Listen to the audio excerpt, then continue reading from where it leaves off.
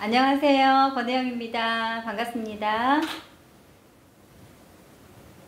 오늘 여러분들과 함께 할 내용은요. 제가 쓴 책 나는 꿈이 있어 멈추지 않는다 내용을 여러분들과 함께 하고자 합니다. 우선 저의 소개를 드리면요. 저는 현재 국제대학교 뷰티 코디네이션 학과 학과장을 맡고 있고요. 네, 꿈을 실현시켜주는 성공 이미지 메이킹 외에 이제 27권의 책과 아래 내용은 그냥 보시는 것으로 생략하도록 하겠습니다. 저의 책은 크게 꿈을 따라가며 진짜의 너와 만나, 꿈 마이웨이 이렇게 순서대로 되어져 있고요. 이제 많은 분들께서 제 책을 읽으시고 질문을 또 많이 보내주셨어요. 많이 보내주셨는데 제가 이제 20살 때부터 새벽 3시에 일어나서 하루를 시작을 하는데 이 책을 쓰는데 참 많은 어려움들이 있었습니다. 매일 새벽 3시 나의 이야기를 글로 옮겨 담으며 내 이야기가 울림을 줄 수 있을까 수도 없이 고민을 한 것 같아요. 제가 엄청나게 크게 성공한 사람도 아니고 유명한 사람도 아니기 때문에 많이 망설였는데 오히려 나는 크고 대단한 성공을 거둔 사람도 목숨을 내걸 정도의 엄청난 역경을 지나온 사람도 아니기 때문에 이제 다시 용기를 내서 평범한 다른 사람들에게 어떤 희망이 되는 책이 되었으면 좋겠다라는 마음으로 이제 다시 시작을 했는데요. 결론적으로는 저의 책이 나오기까지 623일 1255시간 30분 동안 새벽 3시에 일어나서 초집중의 시간으로 나온 책이라는 말씀을 좀 드리고 싶고요. 그리고 책을 제가 혼자 다 썼다고 해서 이게 계약이 되어서 책으로 이제 출판이 되어 나오는 게 아니고 계약이 되는 것이 또 어렵다는 것을 제가 알았습니다. 정말 여러 군데, 몇백 군데의 거절을 받았음에도 포기하지 않고 계속 도전을 해서 계약을 이제 시켜서 책이 나왔다는 말씀을 좀 드리고 싶고요. 책 처음 시작을 어떻게 할까를 굉장히 고민했습니다. 이제 그래서 남들이 쓰지 않은 저만의 어떤 시작을 좀 하고 싶다라는 생각을 해서 많이 고민을 했는데 저에게는 제가 어렸을 때 같이 함께 했던 고추밭이 있더라고요. 지금 화면으로 보여지고 있는 이 밭이 저희 집 충남 청양의 시골에 있는 고추밭인데요. 지금은 고추 대신에 배추를 심어놨습니다. 늘 그냥 이렇게 뭘 심어도 잘 되는데 어렸을 때 이제 고추를 엄마랑 많이 땄어요. 이제 아버지가 일찍 돌아가셨고 아빠와의 인연은 9년밖에 되지 않았는데 그 9년 뒤에 아버지가 돌아가신 다음에 엄마와 고추를 따고 동생과 고추를 따면서 그 뜨거운 땡볕에서 고추를 따면 이제 엄마 한 이랑 동생 한 이랑 그리고 저 한 이랑 이렇게 쭉 줄을 맞춰서 고추를 따 들어가죠. 그러면은 자루에 어느 정도 고추가 채워지면은 제가 키가 작았기 때문에 이게 제가 고춧자루를 끌고 오는 건지 고춧자루가 저를 밀어주는 건지 모를 정도로 정말 힘들었고 어린 나이에 그 빨간색 고추를 찾아가지고 이렇게 따는 것이 뜨거운 땡볕에서 땀을 흘리면서 정말 힘들더라고요.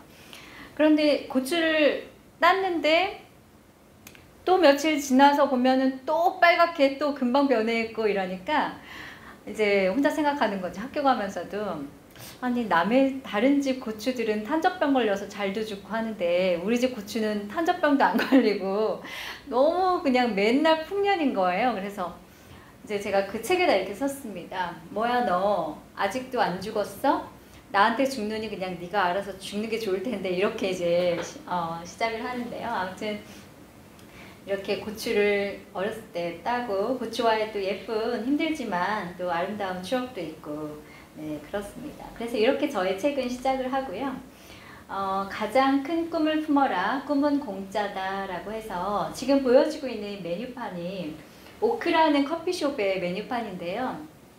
이제 뒤에서도 말씀을 드리겠지만 저는 시골에서 태어났고 어려운 가정 환경에서 이제 자라다 보니까 어머니는 제가 공부를 못하는 아이가 아니니까 너는 교대나 사대에 가서 학교 선생님이 되어라 라고 말씀을 하셨는데 엄마의 뜻을 저는 이제 그냥 무시를 하고 제 마음대로 그냥 여상을 들어가서 여상 고등학교 3학년 때 조기 취업을 합니다. 그래서 이제 취업을 해가지고 첫 직장이 월급을 받았는데 44만 500원인 거예요.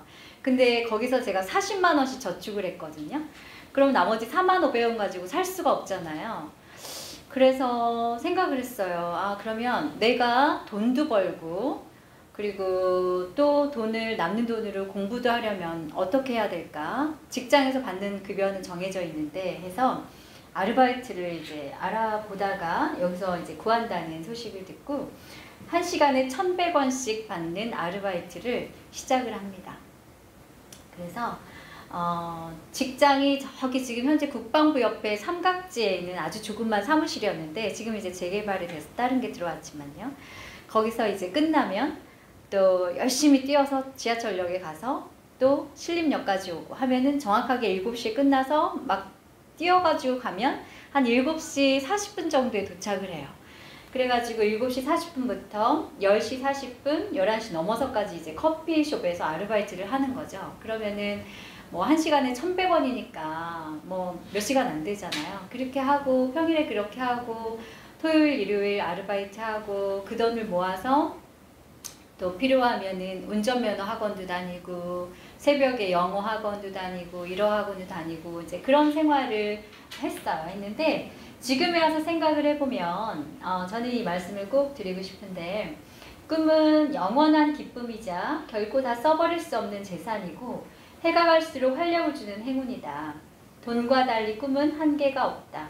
정말 굉장히 늦게까지 설거지를 하고 아이스크림을 이렇게 풀려면 이게 손이 엄청 아프거든요. 그러면은 그렇게 다 마무리를 하고 집에 들어가기 전에 왼쪽에 그때 당시에 지은 지 얼마 안 된 아파트가 있었어요.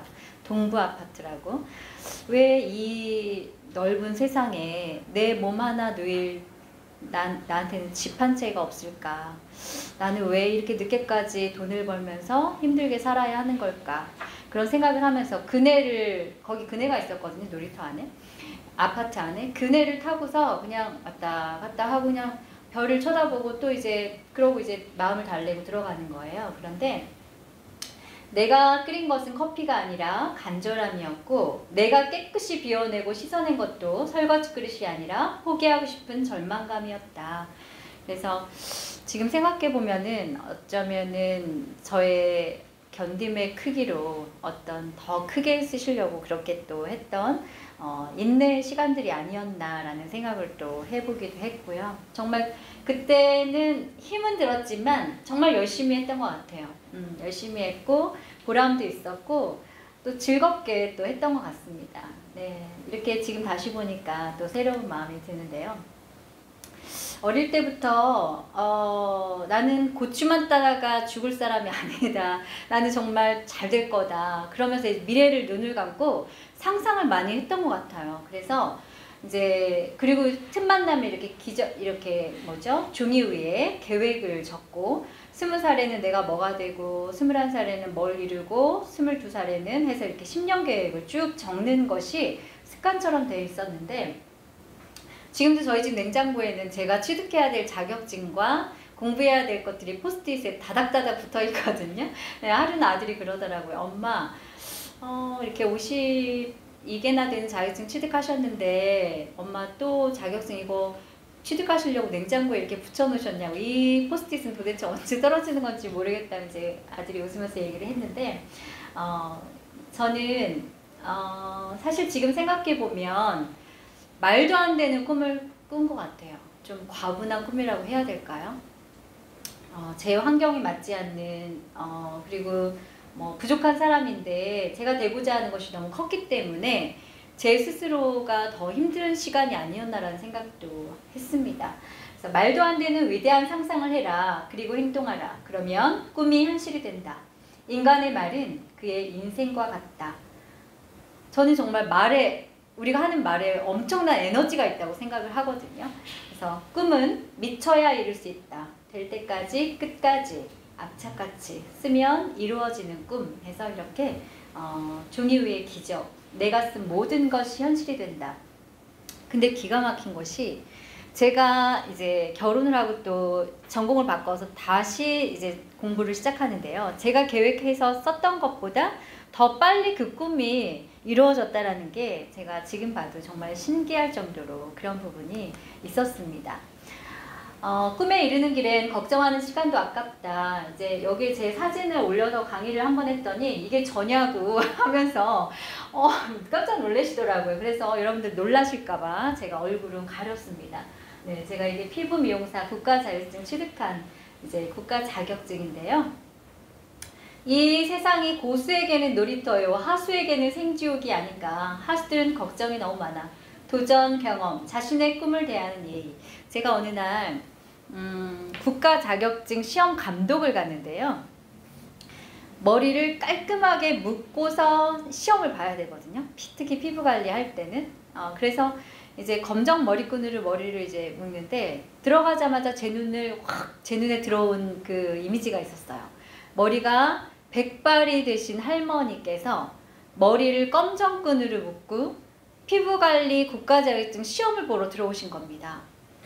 저는 그냥 제 눈에 들어온 그 모습만으로도 너무나 많은 자극을 받았고 충격이었는데, 이제 피부 관리를 할 때는요, 처음에 쓰다듬기를 이렇게 부드럽게 시작을 합니다. 그런데 이분이 얼마나 긴장을 하셨는지 손이 쓰다듬기가 아니라 그냥 진동이 되는 거예요. 진동이.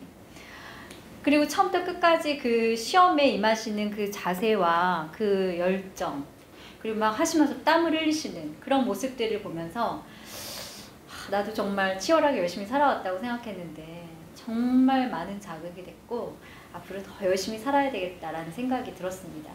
그랬는데 화장실에서 우연히 만났어요. 원래 감독과 이제 수험자는 말을 하면 안 되기 때문에 말을 안 하는데 그분이 그냥 손을 씻으시면서 말씀을 하시더라고요. 아우, 감독님, 제가 붙을 수 있을까요?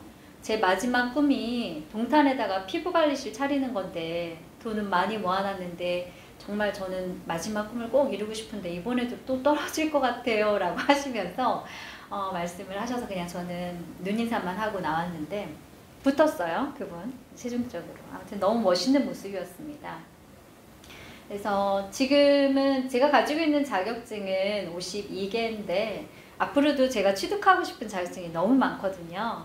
그리고 얼마 전에 제가 홍성고등학교, 방통고등학교에 성인학습자 모집을 하러 다녀왔는데 정말 50대, 60대, 70대 그 노인분들께서, 사실은 노인도 아니죠. 지금은 이제 120세 시대를 살고 있는 우리 이제 현 시점에서 공부를 하기 위해서 그렇게 일요일날 고등학교에 오셔서 공부하시는 그런 모습, 그리고 저희 학교에 들어오시려고 또 원서를 제가 그날 가가지고 다른 과 합쳐서 15장을 이제 원서를 이제 받아오지 못했고 기간이 아니라 이제 약속을 받고 왔는데요. 정말 도전하는 거, 경험하는 거, 그리고 내가 하고 싶고 내가 좋아하는 거를 할 수 있도록 하는 나에 대한 정말 최대한의 예의를 갖추면서 사는 거 정말 중요하다고 생각합니다. 나의 꿈이 너에게 힘찬 에너지가 되길. 제가 이제 국제대학교의 전임 교수를 모집할 때 1차 서류 심사를 이제 통과를 해서 면접을 볼 때 이런 질문을 하시더라고요. 권혜영 씨를 뷰티 디자인과, 그때는 뷰티 디자인과였거든요. 뷰티 디자인과의 교수로 채용을 하면 학생 지도를 어떻게 할 건가요? 제가 준비된 질문이었거든요. 그래서 말씀드렸습니다. 네, 저는 온실 속에서 잠시 피었다가 힘없이 죽어버리는 꽃이 아니라 척박한 환경 속에서도 마지막 자신의 진액을 내서 끝까지 살아남는 강한 학생을 지도할 자신이 있습니다 라고 말씀드리면서 그 뒤에 계획을 말씀드렸습니다. 그래서 그 칙칙하고 어두웠던 1100원 커피숍의 뒷 배경화면에 그 어두운 화면을 제가 도전을 해서 노력을 해서 공부를 하니까 이렇게 예쁜 학생들과 훌륭하신 교수님들과 이렇게 아름다운 대학의 캠퍼스에서 학생들을 가르칠 수 있는 좋은 기회가 왔어요. 기적과 같은 삶이었다고 전 제 자신 스스로가 생각을 하거든요. 우리 제자들이, 잘된 제자들이 굉장히 많습니다. 대학에서 교수로 활동하는 제자, 화장품 대기업의 연구원이 된 제자, 뷰티숍 내노라는 대표가 된 제자, 그 이외에도 봉사활동을 하면서 정말 선의지를 실행하는 멋진 제자 등 정말 자랑거리를 말씀드리면 끝이 없는데요. 정말 어느 날 이제 제자가 어제 그저께군요. 전화가 와서 제가 아모레퍼시픽에 교육강사로 취업을 시켰는데 이제 6년을 다녔어요. 그 제자가 6년을 다녔는데 교수님 덕분에 제가 아모레퍼시픽 교육강사 하면서 정말 경력도 많이 쌓았지만 경험도 많이 했고 좋은 분들과 아름다운 추억도 많이 쌓았습니다. 그리고 한 달에 100만 원씩 저축을 해서 자기가 자기 개발하는 거 빼놓고, 공부하는 거 빼놓고, 엄마한테 도움 하나도 안 받고 100만 원씩 저축을 해서 지금 7천만 원을 모았습니다. 그러더라고요. 그래서 제가 수업 시간에 늘 강조하는 게 있거든요. 부모님들이 얘들아 너희들 피 흘려가면서 그렇게 몸 바쳐서 키워주고 대학 보내주셨는데 결혼도 부모님이 너희들 결혼도 시켜줘야 되고 너희들 창업한다고 창업 비용도 대주셔야 되고 그런 거야?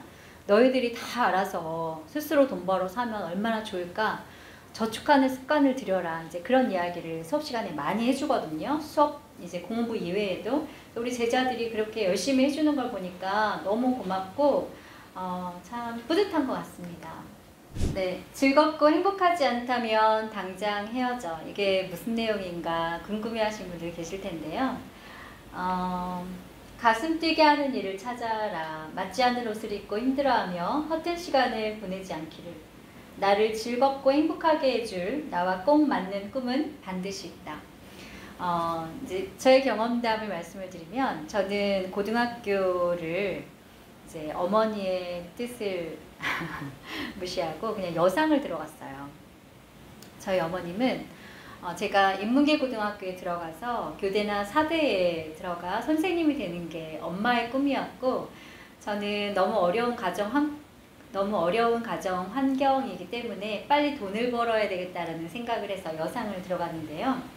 들어가서 보니까 이제 제 적성에 맞지도 않는 주판을 튕기거나 타자를 치거나 부기, 회계 이런 것들을 하는 게 전혀 저와 맞지가 않더라고요. 그래서 들어갈 때 성적은 좋았는데 나올 때 성적은 이제 그와 반대되는 성적으로 졸업을 했고 공부를 안 했죠. 네, 적성에 맞지 않는 그런 공부를 하기가 참 힘들더라고요. 그래서 느낀 것이 내가 가슴 뛰고 내가 해서 즐거운 행복한 일을 하는 것이 정말 중요하구나 라는 것을 고등학교 3년 동안 아주 절실히 깨달았습니다.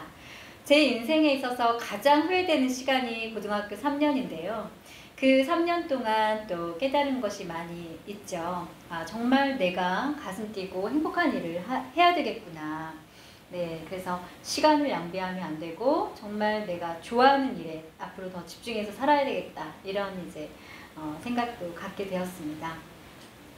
네, 지금 이 장은 제가 쓴 책이지만 제가 정말 좋아하는 장 중에 또 한 개인데요. 제가 어릴 때에 즐겨하던 놀이가 있습니다. 친구들을 집으로 오게 해서 친구들이 이렇게 모여 있으면 엄마의 화장품, 엄마의 이제 겨울에 바르는, 시골에는 이렇게 화장품이 많지는 않았어요.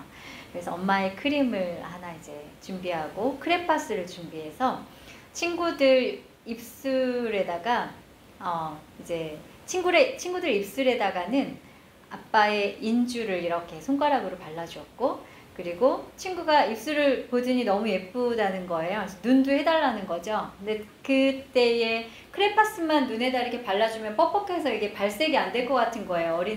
어린데 누가 알려준 것도 아닌데도. 그래서 시골에는 이렇게 높은 선반 위에 엄마의 크림, 엄마가 소중하게 생각하는 화장품들을 올려놓는데 키가 작으니까 안 닿아요. 그래서 친구를 이렇게 오라 그래가지고 이렇게 엎드리라고 하고 친구 등을 밟고 올라가서 그 크림을 꺼내서 친구 눈에 이렇게 발라줍니다. 1차로. 그 다음에 뭐 이 쌍꺼풀 있는 눈 밑에 여기는 뭐 파란색, 위에는 빨간색 이렇게 해가지고 친구 얼굴을 빨갛고 파랗게 이렇게 섀도우를 해줬던 그런 기억이 있고, 그 다음에 이제 시골에서 저희가 자랄 때는 대부분이 고무신을 신기도 했고, 슬리퍼를 신으면 그 슬리퍼 밑바닥에 이렇게 구멍이 있었어요. 뒤꿈치 쪽에 중간쯤에 구멍이 있었는데 그 구멍에 들어갈 만한 이제 돌을 찾으러 다니는 거죠. 그때 당시는 비포장 도로였기 때문에 좁고 길다란 돌을 찾아서 그 슬리퍼 뒷 중앙에 있는 구멍에다가 그 돌을 비슷한 길이의 돌을 끼우는 거죠. 그래가지고 그 돌을 맞는 거를 2개를 찾아서 슬리퍼 뒷구멍에 딱 끼워가지고 높은 굽이 된 슬리퍼를 신고 모델 워킹을 연습하고 친구들하고 그렇게 놀았던 기억이 있습니다. 그래서 제가 느낀 건 이제 지금 이 방송을 보고 계신 분 중에 자녀분이 어린 분도 계실 텐데 어릴 때 아이들이 뭘 하고 노는지를 유심히 한번 보시는 것도 좋을 것 같아요. 그래서 저는 엄마가 아낀다고 입지 않으시는 보라색 한복을 찢어서 친구 옷을 만들어 입히기도 하고 그래가지고 부지깽이로 엄마한테 엄청나게 두드려 맞기도 하고 그런 추억이 있습니다. 그래서 오늘도 나는 형형색색의 예쁜 신발 가게 앞에 멈춰서서 한참 동안 여러 신발을 들여다본다. 그리고 나의 꿈을 생각한다. 아직 만나지 못한 신어보고 싶은 신발 같은 꿈은 무엇인지, 무슨 색깔의 신발을 신고 싶은지 나에게 말을 걸어보면서 말이다. 제가 정말 좋아하는 제 책 내용 중에 또 일부분입니다. 내게 나를 물으며 내게로 간다. 제자들 중에 상담을 하다 보면 교수님 제가 어떤 전공 쪽으로 취업을 해야 될지 모르겠어요 라고 질문을 하는 제자가 있습니다. 그러면 저는 방학 동안에 실습을 나가서 직접 해봐 라고 이야기를 합니다. 그리고 학교 생활을 하면서 공부만 하지 말고 집안이 부유하든 그렇지 않든 다양한 경험을 하도록 이야기를 하는데요.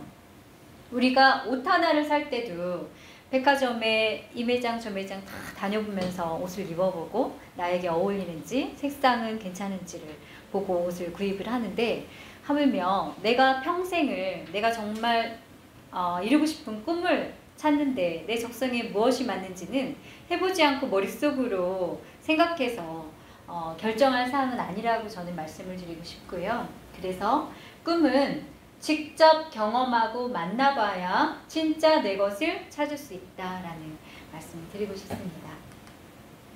꿈이 곧 삶이니 아름다운 꿈을 품어라. 여러분들 지금 이거 잘 보이시죠? 이게 이제 명함이거든요. 명함인데 보통 명함이 아니고요. 우리 제자들의 미래 명함입니다. 저는 우리 제자들에게 미래 이력서와 미래 명함을 만들도록 매 시간 제 수업 시간에 이렇게 과제를 내주는데요.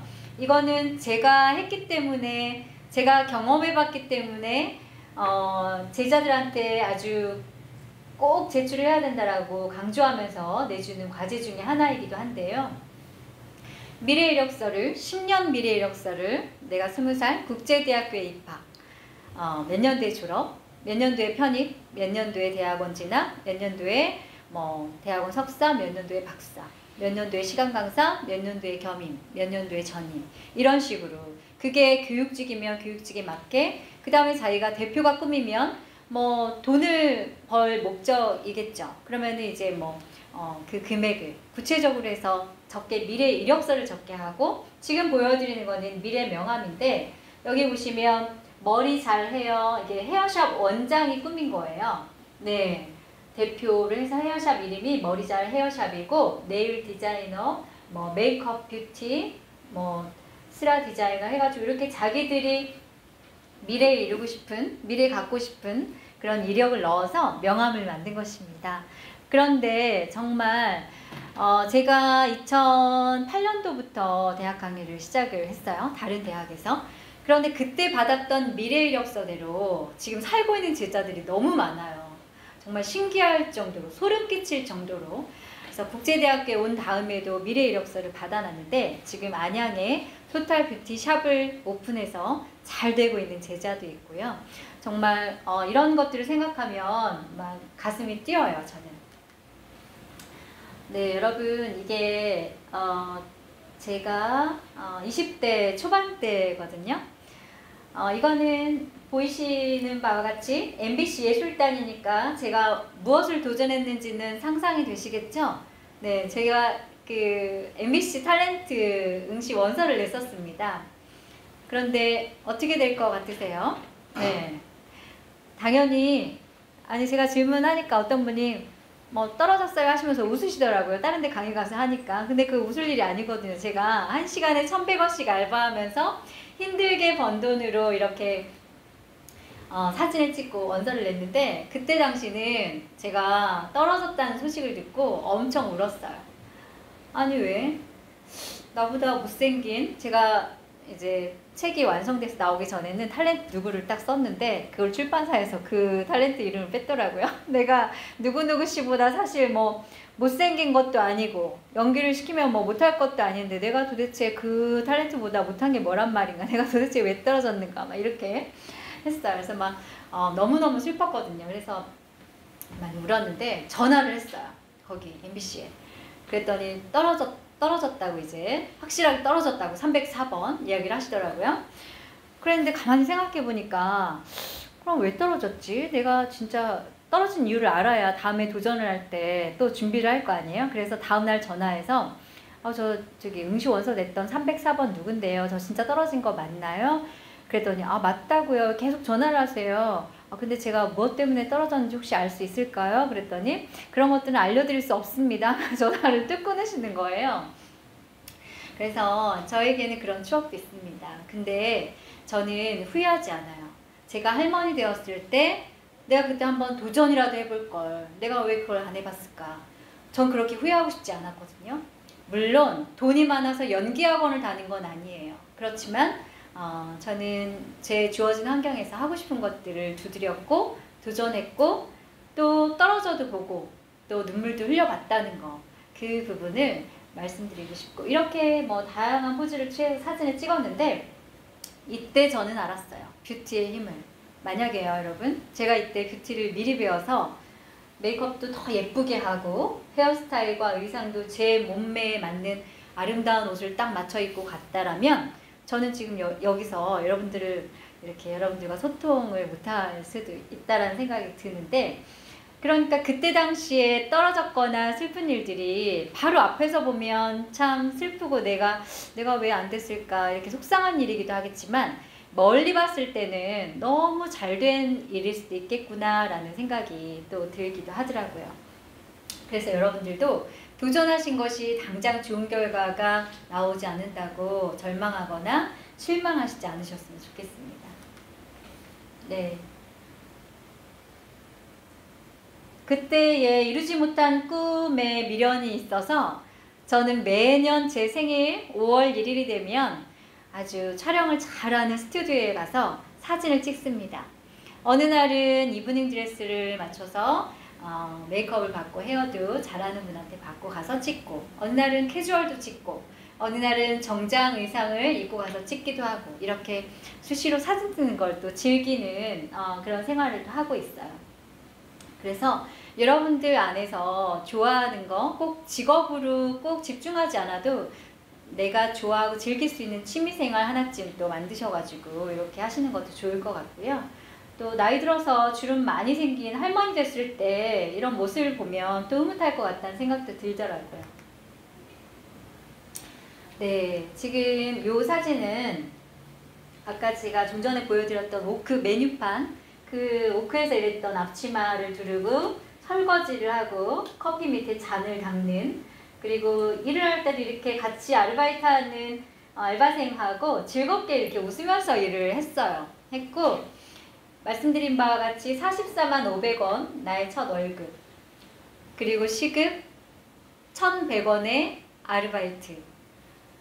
틈만 나면, 그러니까 제가 새벽 3시에 일어나서 지금도 그게 이제 생활이 된 것이 20대 때 돈도 없고 시간도 없고, 그러니까 3시에 일어나서 책을 보고, 그리고 학원이 대부분 그때 당시에 5시, 6시에 이렇게 열었거든요. 일본어 학원, 컴퓨터 학원, 영어 학원 이런 것들을 배워야 되겠다, 필요하다 싶으면 돈을 모아지는 대로 그냥 학원에 가서 공부를 했어요. 그래서 정말 지금 생각해 보면은 20대 초반에 저는 지하철에서 내리자마자 계단을 하나씩 오르락내리락 한 적이 없었던 것 같아요. 기본이 2개예요. 그러다가 넘어진 것이 정말 셀 수도 없이 많은데, 오히려 콩나물시루 같이 막 사람들이 막 붐비는 출퇴근에 2호선 지하철 안이 편한 시간이었던 그런 시간이 저에게 있었습니다. 그래서 아르바이트 마치고 집으로 돌아가는 길에 어두운 밤하늘의 별을 올려다보면서 눈물도 많이 흘렸는데요. 오랫동안에 슬퍼할 시간도 없었어요. 예, 살아야 되니까, 정신 차리지 않으면 죽으니까. 그래서 오늘 하루도 수고했어, 내일의 너는 더 빛날 거야 하면서 희망으로 버틴 시간이었습니다. 지금 우리 제자들 중에도 상담을 하다 보니까 베트남에서 온 제자를 상담하다가 제가 깜짝 놀랐습니다. 음식점에서 알바를 하는데요. 학교 수업을 빼놓고 나머지 시간인 평일과 주말 동안 계속 쉬는 날 없이 아르바이트를 하는데, 얼마를 버니? 그렇게 해서 그랬더니 220만 원을 번다고 하더라고요. 그걸 벌어서 150만 원씩 저축을 하고 나머지는 생활을 하는 거예요. 부모님한테 도움 1도 받지 않고. 제가 그런 이제 이야기를 들으면서 정말 이 아이는 잘 될 수밖에 없구나. 이렇게 열심히 사는데 그 아이의 꿈이 이루어지지 않는 게 비정상이다라는 생각을 했습니다. 그러면서 저희 이야기도 들려주었고요. 네, 그래서 참 의미 있는 것 같습니다. 저의 경험이. 네.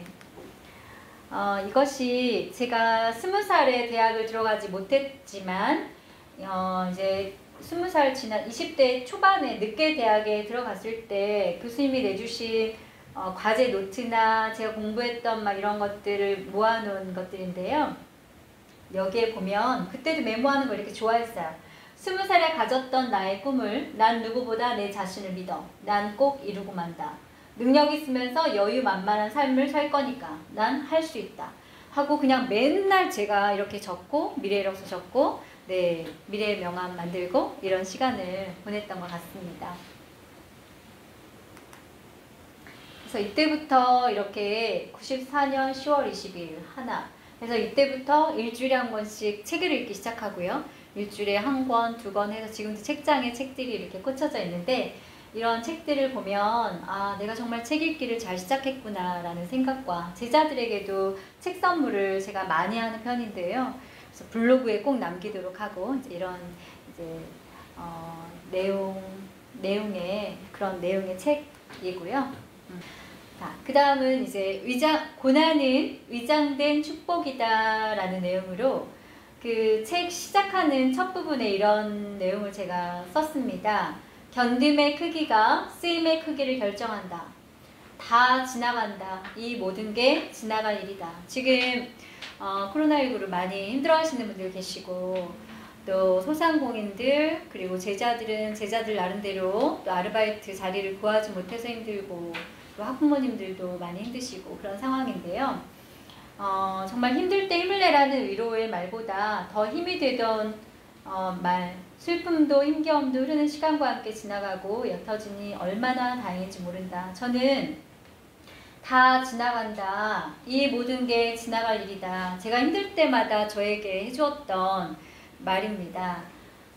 근데 옆에 양파 사진은 뭐예요? 라고 질문하실 수가 있으실 텐데, 제가 이제 커피숍에서 1시간에 1,100원에 이제 아르바이트를 하다가 조금 더 준다고 해서 식당에서 설거지 아르바이트로 이제 또 추가를 하게 되었는데, 그곳은 주방에서 일하시는 분들이 이제 개인적으로 화가 나면 저한테 화풀이를 하고, 참 엄청 저를 힘들게 했던 분들이었던 것 같아요. 그리고 이제 소쿠리, 큰 소쿠리 안에 양파를 한가득 이렇게 쌓아 놓으시고, 양파가 낮에 필요하실 때는 이제 뭐 몇 개만 까서 쓰시고, 양파 까는 일은 그냥 제가 다 맡아서 하는.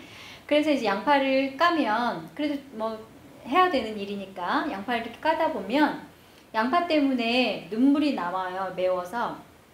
그러면 까다 보면 이게 지금 양파 때문에 눈이 따가워서 나온 눈물인지, 내가 내 신세가 너무 처량하고 서글퍼서 나오는 눈물인지 모를 정도로 나중에 이제 눈물이 막 나오면, 아줌마가 이제 내가 눈물이 나오니까 제가 이렇게 닦잖아요. 그러면은 너 울어? 내가 뭘 했다고 울어? 장사하는 집에서 그렇게 울어대니까 손님이 안 오지 막 이러면서, 막 제가 여기다가 뭐 심한 뭐는 안 올렸지만 심하게 저한테 막 하셨던 그런 기억도 있거든요.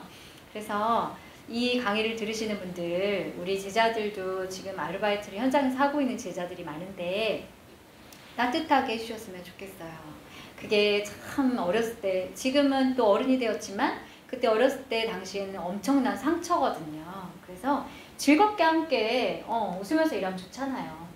그거 말고도 저에게는 정말 온갖 갑질과 꼰대 상사들이 많았는데, 제가 이제 명문대에 임시직으로 이제 격리과에 일을 한 적이 있어요. 그런데 그 격리과 과장님이, 지금으로는 상상도 못할 일이죠. 격리과 과장님이 하루는 저를 조용히 부르시더니 본인의 딸이 과제물을 안 가져갔다고, 자기 차에 과제물이 있으니까 같이 자기 딸 학교로 가서 교실, 몇 교실이니까 갔다가 주고 오래요. 그리고 또 어느 날은 도시락을 놓고 갔다고 하시면서 같이 가서 도시락을 주고 오래요. 그래서 내가 지금 격리과 직원으로 취직을 한 건지 임시직이지만 과장의 개인 심부름을 하려고 취업을 한 사람인지 모를 정도로 안에선 너무 화가 났지만 말할 수 없었어요. 왜? 난 여기서 있다가 좋은 평가를 받아서 정식 직원이 되면 너무 좋겠다라는 생각을 했었거든요. 근데 제가 그런 공기관에서도 정식 직원이 되는 거에 대한 그런 운은 없더라고요. 계속 떨어졌어요. 다른 데서도. 근데 지금 생각해보면 너무 잘 됐다라는 생각이 들고, 지금 그분을 생각해보면 참 왜 그렇게 하셨을까, 내가 그렇게 참 초라하고 만만해 보였나, 그런 참 여러 가지 생각이 들더라고요. 그래서 아무튼 제 책에다가 이렇게 썼어요. 갑질 꼰대 미친놈이라고 썼어요. 무개념의 상사. 네, 정말 그래서 따뜻하게 이제 서로 보듬어주면서 즐겁게 일하면 얼마나 좋겠어요. 그래서 고난은 위장된 축복이다. 한치 앞이 보이지 않는 암담함도, 누군가의 감정 쓰레기통이 된 듯한 이 서러움도, 모든 에너지가 고갈된 듯한 이 힘겨움도 결국엔 다 지나간다. 그래서 제가 결심했죠. 실력을 키워야 되겠구나. 나만이 잘할 수 있는 걸 계속해서 배워야 되겠구나. 그래서 나무에 앉은 새는 갑자기 나뭇가지가 부러지는 것을 두려워하지 않는다. 자신의 멋진 날개를 믿기 때문이다. 그래서 미래를 멀리 내다보고 뭔가를 준비해서 정말 내가 잘할 수 있는 게 뭔지를 찾아가고, 그리고 나를 진짜 사랑해서 계속 나에게 좋은 옷만 입혀주는 게 아니라 나에게 배움을 주고 경험의 기회를 주고 도전해서 좀 더 밝고 아름다운 배경화면에 내가 서 있을 수 있도록 하는 그런 우리가 되었으면 좋겠습니다.